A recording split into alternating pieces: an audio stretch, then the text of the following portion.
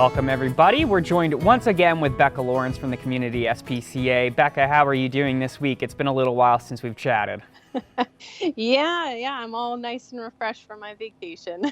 Well, that's good to hear. That's good to hear. And who do we have here? Who are we showcasing today? This guy looks cute. Yeah, this guy here is Echo. So he came into the shelter probably about 60 days ago.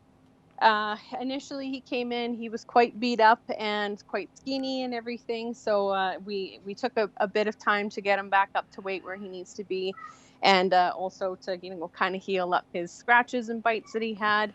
He was unfortunately dropped on a farm just kind of outside of town here. And the farm cats didn't quite enjoy his presence there. So they beat him up a little bit. So we got him all fixed up and ready for adoption. Well, I'm glad to hear that he's safe now and that you guys have been taking good care of him. So that's good news. And how is he with other animals? Like, I could understand how maybe he would be a little, trepidatious around some of the other cats or maybe the dogs. Yeah. So how is he? Is he a little standoffish at the moment? Yeah, no, he's not too bad. Like, we were just saying how earlier he got in a little bit of a spat, but he mostly just fell on his buddy here in the condo, and his buddy didn't like it very much. So, but he likes to seem to kind of stick to himself. He's a little more on the submissive side of things. So, I mean, if you do have a home with another cat or a dog that's okay with cats, but they kind of like their space, he'll be good with that as well too. Nice, nice. And so how is he with people as well? He seems to be enjoying your company there. You guys have been having, your little bonding moment there. So he hasn't caused any fights. He hasn't tried to bite you or anything. So he seems to be pretty good with people.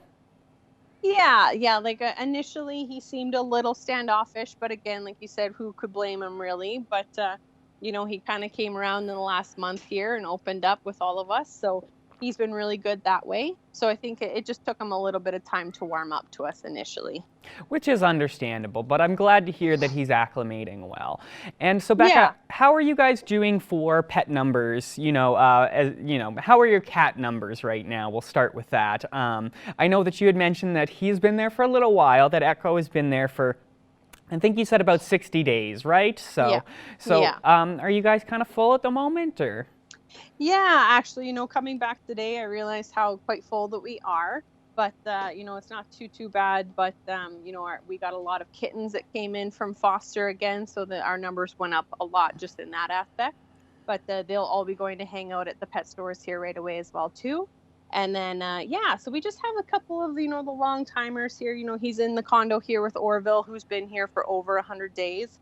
He's our current longest resident. So we just have a couple of those adults that just haven't found the right home yet. And then dogs, we actually have quite a few dogs in right now as well. So, we've kind of had to halt on any like surrenders, things like that, just for the time being. But like normal, our dog turnaround is pretty good.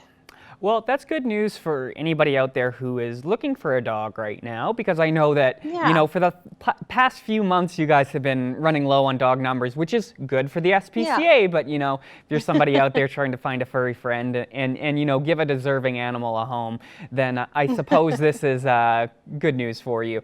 So, Becca, are there any, I know I ask every single week, but are there any items that you guys are looking for as far as physical item donations? Obviously, monetary donations are always accepted, always appreciated, but is there anything you guys need right now as far as cat litter or pet food? I actually saw on your Instagram recently that somebody had dropped off a whole bunch of kitty litter, which I was very excited to see. I thought that was great. I didn't want to take credit for it, but I hope that maybe, with our reminders every week that, people are seeing these and they are trying to help out a little bit in their community. So if somebody out there is watching today and they wanted to do a good deed, Becca, what kind of things do you guys need right now?